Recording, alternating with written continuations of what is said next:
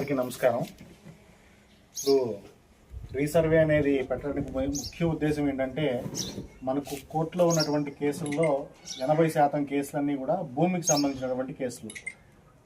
నా భూమి ఇంకొకరు ఆక్రమించుకున్నారనో, లేకపోతే నాకు రావాల్సిన కాంపన్సేషన్ రాలేదనో, భూమి మీద కాలువ తవ్వేశారు డబ్బులు ఇవ్వలేదనో, లేదా ఇట్లాంటి గొడవలు అనమాట.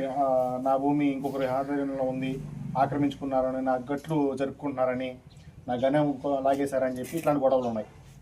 వీటి పరిష్కారం కోసంగా నార్మల్గా ఏంటంటే, ఏదైనా భూ సమస్య వచ్చినప్పుడు మీరు చలన కట్టుకొని సర్వేర్ తిరిగిపోవాలి. సర్వేర్ ఎప్పుడో డేట్ ఇస్తాడు, ఆ రోజు దాకా మీరు వెయిట్ చేస్తే ఆ డేట్ ఇచ్చిన రోజున సర్వేర్ వచ్చి కూల్చి ఆ రోజు అయితే అవుతుంది, లేదంటే మళ్ళీ డేట్ ఇచ్చేసి ఇంకో రోజు అని చెప్తాడు. ఇలా లేట్ అవుతూ ఉండే ప్రాసెస్ని గవర్నమెంట్ ఏం చేసిందంటే, విలేజ్ సర్వేర్ను రిక్రూట్ చేసి రైతు వచ్చి అర్జీ పెట్టేదానికంటే మనమే ఒకసారి సర్వే చేసి హద్దుల్ని సరి చేస్తే సరిపోతుంది అన్న ఉద్దేశంతో మనకు మొదటి సర్వే జరిగి దాదాపుగా 100 సంవత్సరాలు దాటిపోయింది.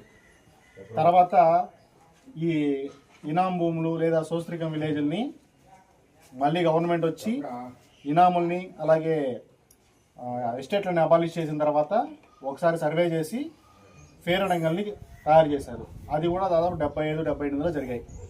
అప్పటి నుంచి మళ్ళీ సర్వే అనేది లేదు. ఈలోపు భూమి మీద చాలా మార్పులు జరిగాయి. పట్టా భూమిగా ఉన్నది కొంత ప్రభుత్వ భూమిగా మారిపోయింది, కొంత ప్రభుత్వ భూమి కూడా పట్టా భూమిగా మారింది కొన్ని చోట్ల. అట్లాగే ఇంకోటి ఏంటంటే, భూమి మీద ఉన్నదానికి మా దగ్గర ఉన్నటువంటి అప్పటి రికార్డుకి పొంతన లేనటువంటి సందర్భాలు కొన్ని చోట్ల వచ్చాయి. ఈ వివరాల మీద అంతా కూడా మళ్ళీ మీరు వచ్చి ఎప్పుడో చూసుకొని అర్జీ పెట్టి ఆ రోజు మనం చేసేదానికంటే ఒకసారి మళ్ళీ తిరిగి సర్వే చేద్దామన్న ఉద్దేశంతో రీసర్వే అనేటువంటి ప్రాజెక్ట్ని స్టార్ట్ చేశారు.